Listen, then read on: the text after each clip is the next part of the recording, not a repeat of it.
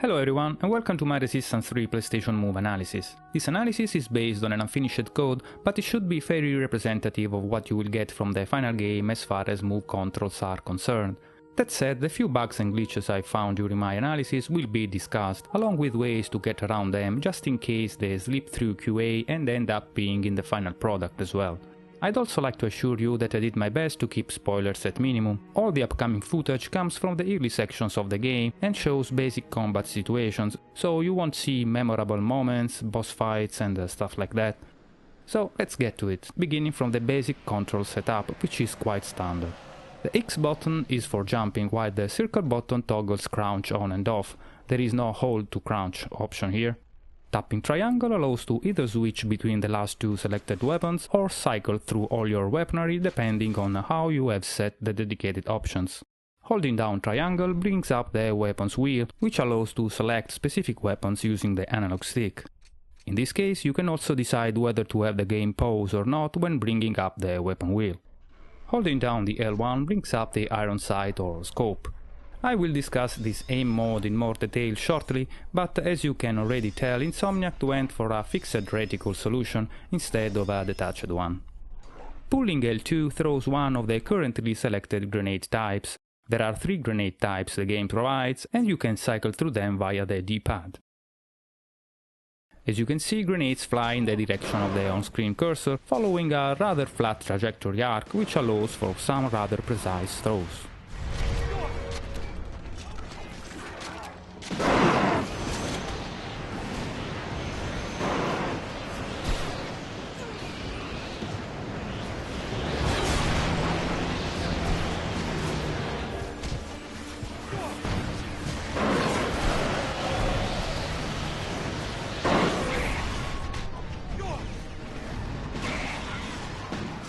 Shooting is of course on the move trigger, while reloading is on square.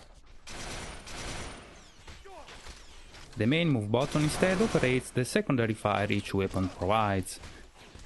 In the case of the bullseye here, it fires attack to the enemy, which acts as a tracking beacon for the primary fire bullets, allowing to fire curved shots from the eye cover or effortlessly follow even the fastest moving targets.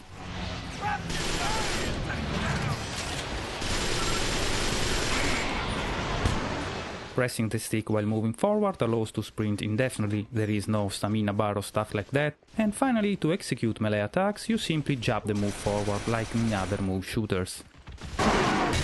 Gesture detection is 100% accurate and consistent, and it doesn't disrupt aiming nor camera orientation. Now, before moving on with this analysis, I want to show you something rather cool about the move control scheme. What you are watching now are the PlayStation Move settings, which allow to change your usual parameters. Now, if you go to the main DualShock 3 control settings, you will notice there is a Customize Controls option. This option allows to modify either the single player or the multiplayer controls in different ways, either by selecting one of the preset alternatives you see here at the bottom, or by editing your own custom controls. Of course, this is great and all for DualShock 3 users, but what about move controls? Can you edit those as well? Well, here comes the interesting part. Despite this screen clearly referring to the DualShock 3 controls alone, changes made here do apply to the move controls as well, making Resistance 3 the first move shooter to ever allow move controls customization. But what about the R3 input, you might ask? That's a good question, since there is no R3 on the move. Well, this is where it really gets interesting. Simply put, the R3 input equals the forward jab gesture, so everything you assign to R3 here you will be able to execute with a forward jab gesture.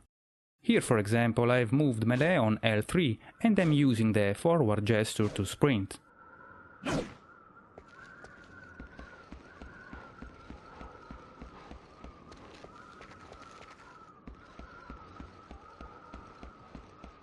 In this other case, I have melee on square and reload on gesture.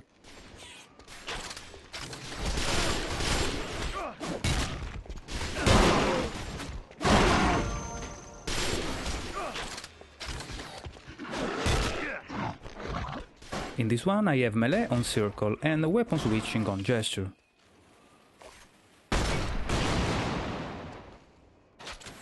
In this case though, I cannot bring up the weapon wheel as that's an action which requires to hold down the button, and of course you can't hold the gesture. Same thing with zooming, it simply doesn't work with the gesture. These two exceptions are the reason why I'm not sure this move controls customization thing is even intentional. If it was indeed intentional, you would expect the developers to not let user assign hold requiring actions to the forward jump gesture, right? Not to mention they would make it clear that you can modify the move controls to begin with, which is not the case here. Anyways, intentional or not, this is a pretty neat feature that hopefully is retained in the final version of the game. Moving on, let's talk bounding boxes. As usual, there are different dead zone sizes you can set. What's unusual and greatly appreciated is that the Resistance 3 allows to shrink the dead zone to the point of basically eliminating it. This makes the Resistance 3 the second move-compatible shooter to allow for such a minimal dead zone after Modern Combat Domination. Neither Killzone 3 nor MAG nor SOCOM 4 allow for this for some odd reasons. As I have demonstrated in my Franken Move SOCOM 4 video, in fact, such a small dead zone provides a much smoother camera control experience, one that mitigates the feeling of slapping the camera around you usually get when dealing with bigger dead zones. So kudos to Insomniac Games for implementing this. On the subject of dead zone, before moving on with this analysis, I first need to briefly discuss a little glitch pertaining the Deadzone Height setting. Let's begin by setting both the height and the width dead zone values to the max so that we get a huge bounding box.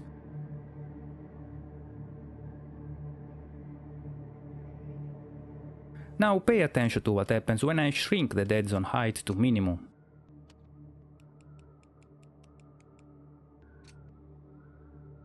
This is how the bounding box should now look like, but while camera reacts correctly to horizontal cursor movements, when it comes to the vertical ones it doesn't turn when it should, but rather when the cursor reaches the edge of the screen.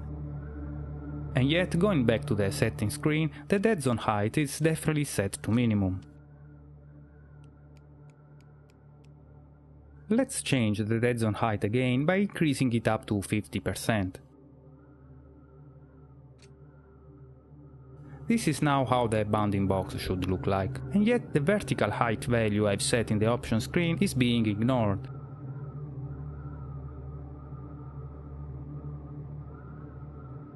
So what's going on? Let me show you. It's very simple. Basically, whenever you move the dead zone height marker, the actual height value automatically mirrors that of the dead zone width. In fact, if I set the dead zone width to 50% and move the height marker a bit, as a result I get a medium bounding box.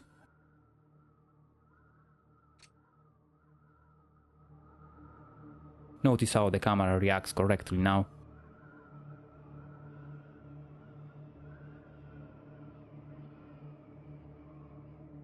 For the sake of clarity, let's do this again.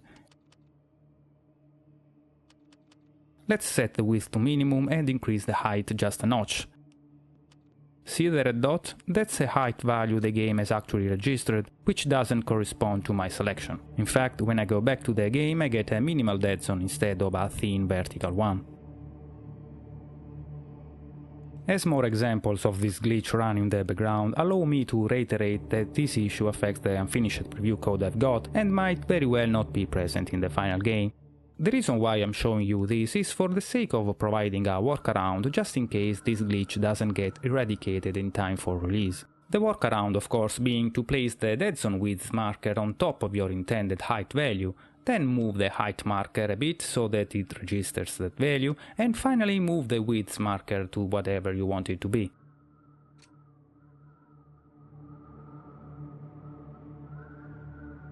Got it? Good, now we can move on.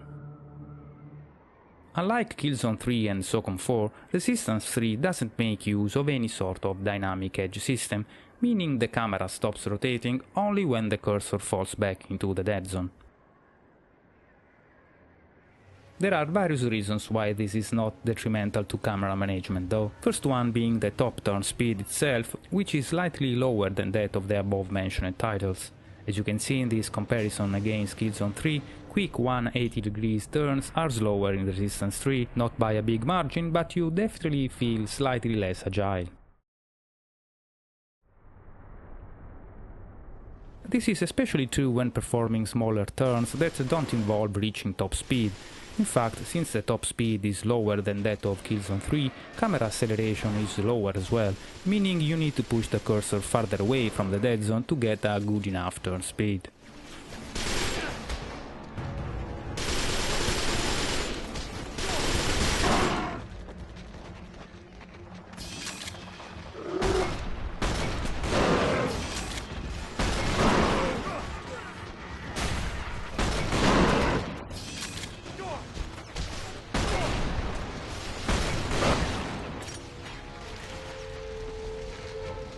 As you can tell from this side-by-side comparison, in Killzone 3 turn speed is good enough when the cursor reaches the blue bar, whereas in Resistance 3 it's not quite as good.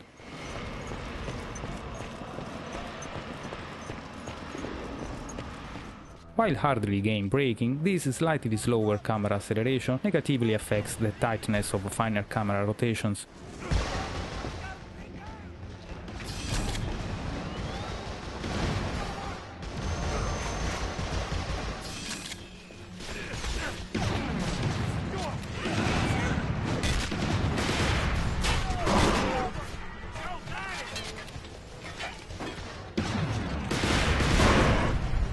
And of course it ends up pushing targets you are circle-strafing around farther away from the center of the screen.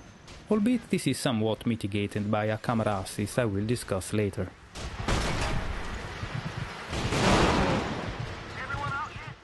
So while there is no difference between Move and DualShock 3 controls in terms of top turn speed, as this quick comparison shows, the natural acceleration advantage of the latter against the former is slightly more pronounced here compared to Killzone 3. Speaking of Move versus DualShock 3 comparisons, there are other differences worth mentioning. First of all, there is a visual one that has the gun model pushed to the side of the screen when using the Move, a solution probably motivated by the need to ensure cursor visibility across the whole screen. Mag got away with the default gun location because it was already less in your face than it is in Resistance 3, and while you might say Insomniac could have just lowered the gun instead of pushing it to the side, they probably felt such a solution would have hidden their artist's job too much, especially when it comes to big and tall weapons like the Ogre. Detaching the gun and have it follow the cursor like Guerrilla did with the Killzone 3 would have been another solution, but I personally don't mind the current Resistance 3 implementation as it allows to look at guns from different angles matching those of the Move. As you have surely noticed already, another visual difference relates to the crosshair, which is fatter and with a dot in the middle when using the Move. As I have explained in the past, the reason Move crosshairs are different than DualShock 3 ones is mainly due to the need to enhance their visibility. That said, there are elegant and inelegant visual solutions to go for, and I'd say the Insomniac one falls into the latter category. The Killzone 3 one, for instance, might be ugly yellow, but it is at least compact and sharp. Winner of the best on-screen cursor category though is clearly the SOCOM 4 one, which managed to be visible whatever the graphical noise without resorting to out-of-place colors, odd shapes or myopic friendly sizes. It's a bit of a pity Insomniac couldn't come up with a better cursor design, as it ends up detracting a bit from the overall visual experience. You get used to it of course, but still it does feel out of place, especially during non-shooting segments like the one waiting for you at the end of this analysis. Speaking of crosshair, Resistance 3 offers your usual sensitivity tweaking option, which affects the amount of tilting needed to get the cursor across the screen. Notice the angle at which the Move is tilted when the cursor touches the edge of the screen in these comparative segments. It is important to remember that much like in most Move shooters, this setting doesn't change the cursor behavior in terms of smoothing or latency. Those values are generally preset by the developers and cannot be modified. So with regards to this, let's see how the Resistance 3 cursor compares to those of its colleagues. First of all, as you can notice by looking at the above picture-in-picture, the on-screen cursor picks up even the smallest trembles of the hand, suggesting a quite low latency. Because of this, it feels much more responsive than it does in games imposing a bigger latency, such as SOCOM 4 and MAG. Notice how in Mag the pointer doesn't react to small movements. The Resistance 3 cursor has basically the same latency of that of Killzone 3, which is a good thing. What's even better though is the smoothing applied to it. As you can see by this side-by-side comparison conducted by placing the move on a tripod, the Resistance 3 cursor stays perfectly still, while the Killzone 3 one keeps trembling. This is due to the lack of smoothing in the latter, resulting in a quite jittery behavior of the cursor. The Resistance 3 one doesn't suffer from this, while still managing to feel as responsive as the Killzone 3 one. Not only that, the cursor also deals with vibrations better in the Resistance 3. Notice here how the cursor reacts to rumble activity. See that little shake occurring after having fired? That corresponds to just when the weight of the move vibration motor settles at the end of the vibration phase, meaning cursor shake occurs only after having fired and to a minimal degree.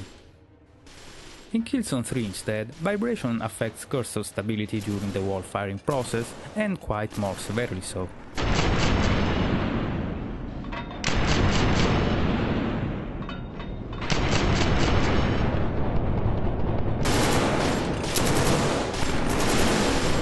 On the point of vibration, here is another work-in-progress bug you might want to take note of just in case. As you probably know, the PS3 automatically assigns the navigation controller to port 6. Well, to get vibration to work in the Resistance 3 code I've got, the navigation controller needs to be assigned to port 1, and that has to be done before launching the game, as in-game port switching doesn't do the trick. If you're using a DualShock 3 as a move companion, you don't need to do this, as it defaults to port 1, so you get rumble on the move right away. Anyway, with or without rumble, Resistance 3 provides the best cursor implementation to date in a move shooter. It's smoother than that of Killzone 3, while still retaining the same responsiveness, and of course it's miles better than those of SOCOM 4 and Mag, which are affected by a quite severe latency.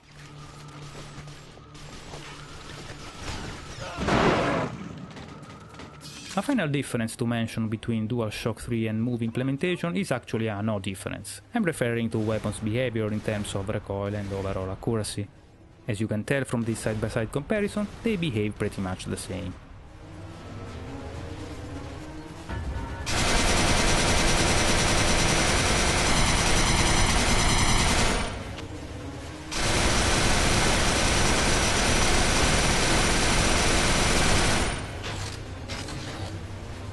Okay, now let's take a look at the aiming system. When aiming from the hip, Resistance 3 displays an assist that has camera speed and orientation affected by the target being pointed. This generally means the camera slows down, but it can also lead to a reversal in a turning direction if the target moves in the opposite direction to that of the camera, provided the camera is moving slower than the target.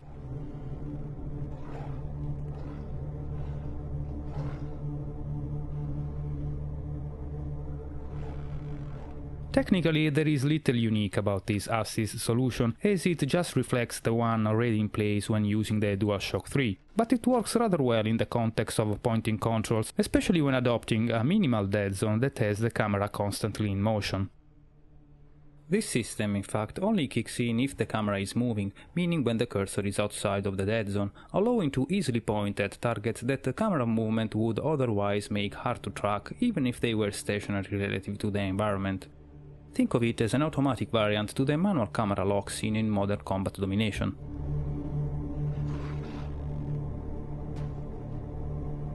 Finally, another assist worth mentioning is the one you are seeing in action here. Active during lateral strafes, whatever the camera speed, it slightly turns the camera towards the target being pointed.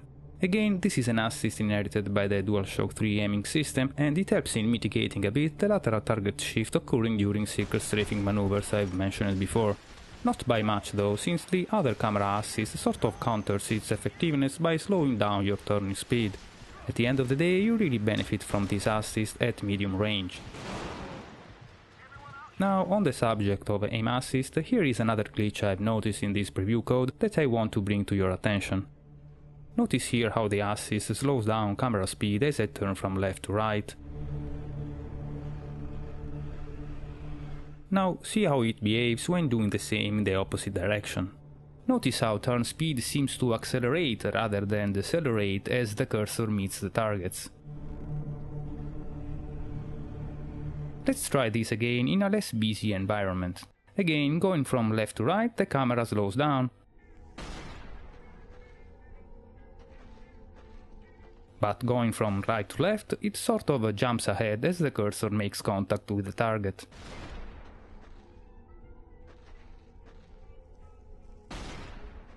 Here are a couple of side-by-side comparisons to better expose this odd camera behavior.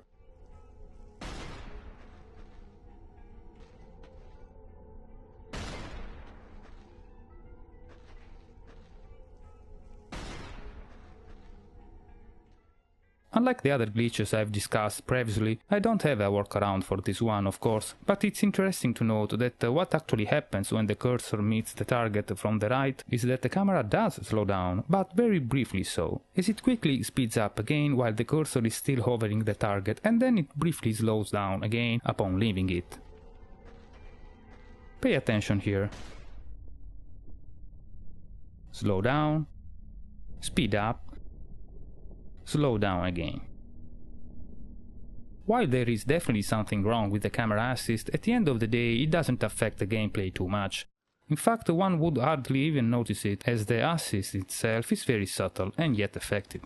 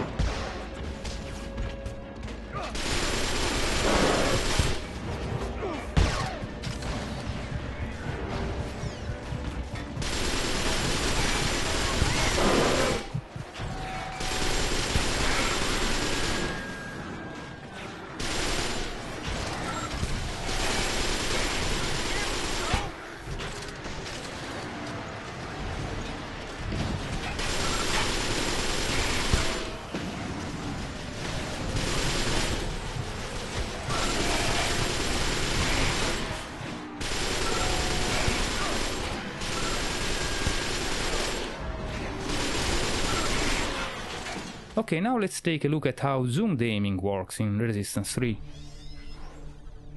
As you can see here, Insomniac went for a fixed reticle solution that mimics the one commonly adopted in dual-stick shooters. This is a system that's hardly fitting when it comes to pointer-based shooters, which is the reason why you don't see it in any other move-compatible shooter since MAG, which has it as an ill-conceived alternative to the more effective detached solution it still provides. This is not to say such a fixed reticle solution can't work. In fact, it does work quite well in PlayStation Move Heroes, but the way it is implemented here makes it hardly preferable to the detached solution. The way it works is pretty simple. Basically, when moving the iron sights around, what you're actually moving is an invisible pointer around a small dead zone. Here is a terrible simulation of mine to better explain what I'm talking about. The red dot is the invisible pointer. This of course means iron sight control feels loose and unresponsive, but as I will explain shortly, this doesn't affect your ability to actually shoot at targets. Before that, it's worth mentioning that when zooming in, the camera tilts so that the iron sight or the scope pops up on top of whatever you were pointing at with the cursor, so you don't lose your target when zooming in. But this is true as long as what you're aiming at is either within the iron sight bounding box or an actual enemy.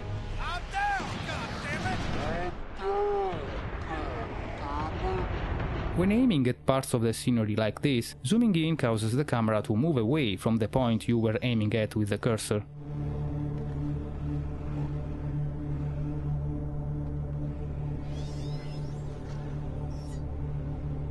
This is because when switching from normal to zoomed aim, the invisible cursor happens to find itself outside of the iron sight dead zone, causing unintended camera movement.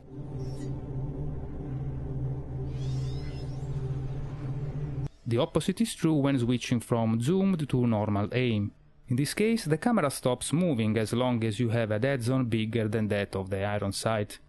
Not only that, since the iron sight reticle is fixed in the middle of the screen, with the invisible cursor floating somewhere around it, the cursor position doesn't match the iron sight reticle one when zooming out.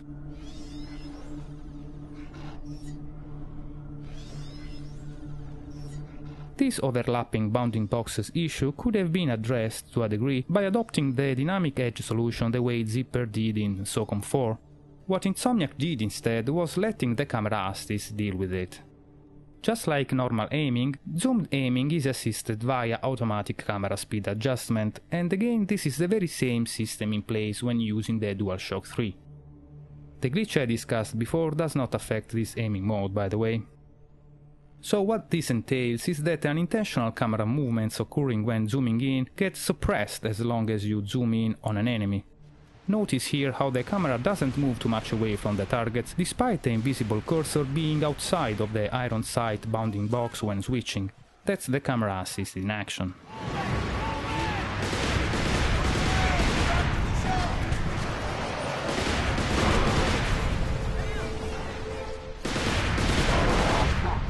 The same assist also helps in halting the iron sight when it meets a target, the slowdown opening a small time window for you to bring the invisible cursor close to the center of the screen.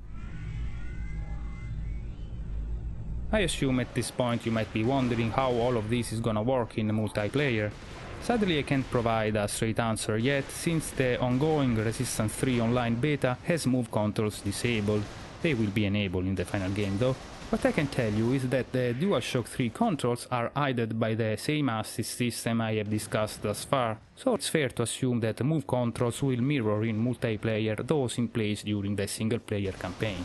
How that will affect balance between Move and DualShock 3 players online is anyone's guess. One thing won't be easy with the Move though, and that's aiming at specific parts of a given target while zoomed in. While camera assist helps in framing enemies, in fact, going for headshots is made difficult by the disconnection between move tilting and iron sight motion.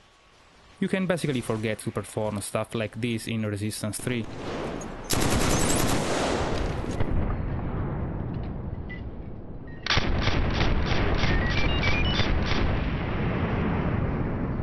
Which is ultimately the reason why these sort of bounding box based reticle solutions are hardly optimal. On top of that, this system removes the fun of actually aiming at the screen, replacing it with one of dragging the camera around.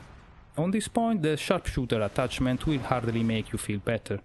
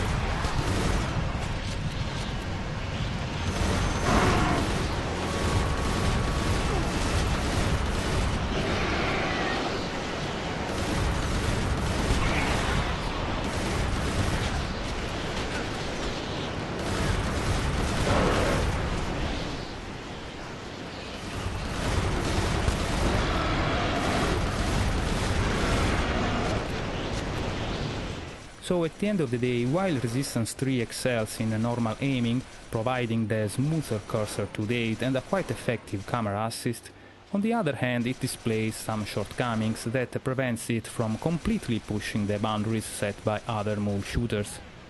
It's probably the easiest one to get accustomed with though. And this is it. Thanks for watching. Ciao! Good morning, Joe.